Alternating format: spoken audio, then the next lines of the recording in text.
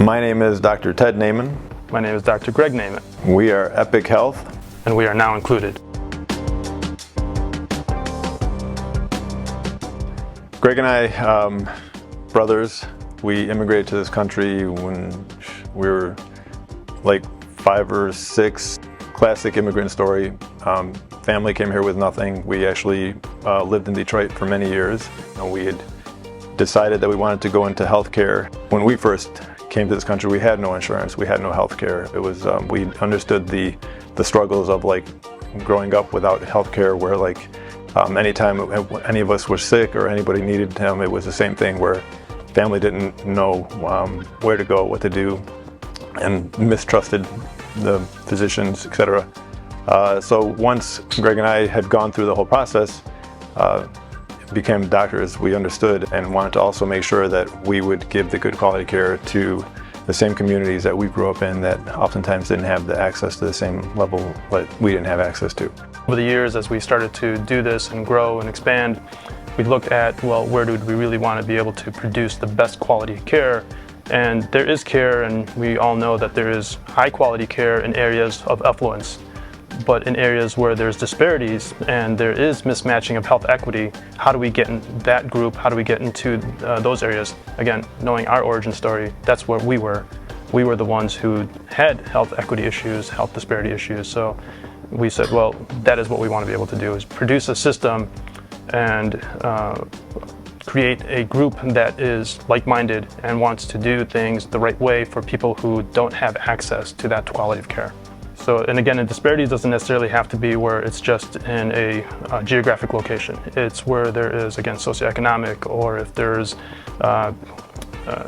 ageist, or again, if it's a race issue, if it's anywhere that there is potential disparity in health and health outcomes, we want to be able to be there and improve the lives of those individuals.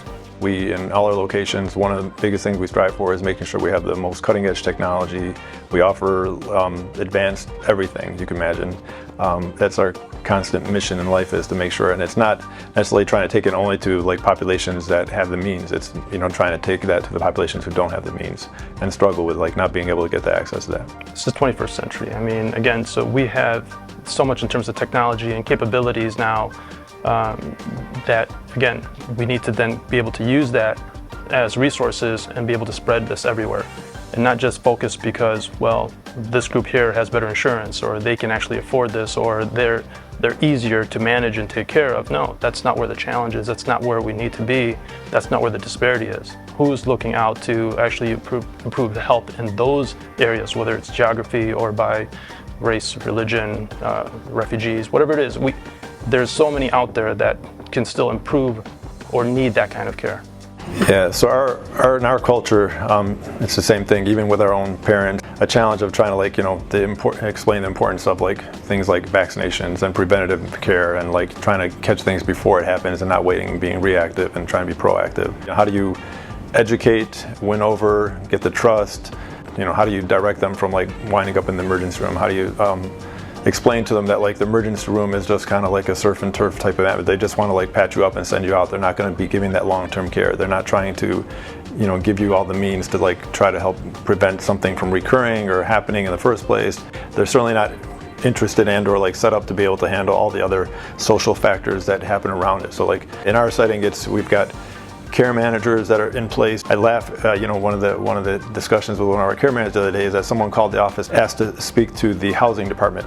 Because again, those are all the kind of things that we need to help with in our world. It's not just about like, their health status, it's their whole social everything, because that all impacts us. When we talk about mind, body, medicine, it's not just medications, it's not just vaccinations, but it's the whole the individual and all the individuals around them that are impacted. Right, and we take a different look at healthcare, and one of the reasons why we went into primary care, again, the word primary meaning first and most. They should be coming there first and most, developing that relationship and getting in there, getting to the point where then again there's multiple touches over a period of time, what we call longitudinal health, so we have a better understanding of what's going on with that person. But not only just from their medical or physical health, but also what's going on socially with them. It's not just as Ted mentioned, just their physical or their medical health. It's all of the other potential resources that we need to then be able to offer and provide. That's completely different than areas where there's means. It's truly about wellness. Or how do we keep people healthy and well? And wellness really means disease prevention as well as health promotion. So Ted's background is also in data science. So besides being a physician, also oversees our data science team. And that is all in-house, and we take a look at that, and we look at, again, all of these different factors, including show rates and no-show rates, and then why are they no-showing, and then what's the apprehension to coming in, and what are the burdens of that, what are the trends in industry right now, and then, of course, based off of that, then we look at and we do experiments. So we call them trials. And again, our trials are these A/B experiments, constantly trying to see what is better and what has worked and improved. And that's how we measure that, okay, did we get to health outcomes? Are we getting better blood pressure control, better diabetes control? Are we getting better show rates and more compliance on medications? And if that's the case, those A/B experiments that we're running all the time, these little mini trials, then we found that yes, we are actually improving and moving that way. It's a numbers game, right? So if we get to a certain percentage of the population that is adhering and is promoting their own health and preventing conditions, then we're hoping that they pass that forward.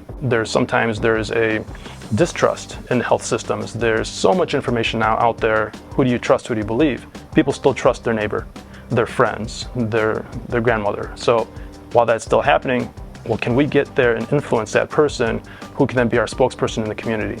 And beyond that, we have community liaisons who go out into the community and see how we can potentially partner with strategic people within the community. You know, we always say, like, you know, patients know what they want, but they don't necessarily know what they need. And that's, you know, where us on putting on our physician hats, it's like we know what they need, and so how do we meet with what they want, with what they need, and try to bring that together.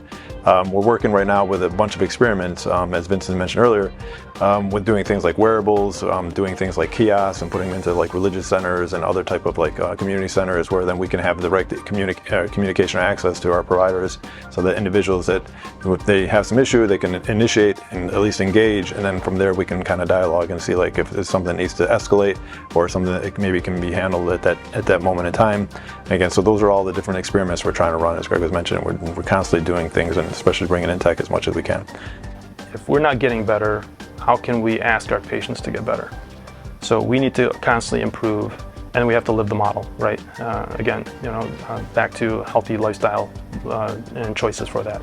So we have exercise physiologists, dietitians, and then we train them, of course, back to, well, based off of the group that you're taking care of or you're communicating with, you have to understand them from what's their eating habits, what's their dietary habits, what's the cultural habits and things like that. So we really try to get into, again, our patient population, and then from there develop what's really going to work for that individual or that group. And our team is made up of all different, again, men, women, different races, and they come together and they say, based off of, all right, all of this knowledge, this is what we're going to do within our group. And then we have what we call our squad get together, and then they develop here's our protocol. So we call them our standard of care pathways, our protocols, and that way this is what we're going to do. And of course, the biggest part of that is just education. Every day, moms, dads, individuals have to go out there and fight, right? And they have to go out there and they have to be a superhero every day. Our job is to go and back them up on it. So an epic, the word epic means a hero's journey. So when we're out there, and the shield is we're out there helping to defend these heroes out there. My name is Dr. Ted Naman. My name is Dr. Greg Naman. We are Epic Health. And we are now included.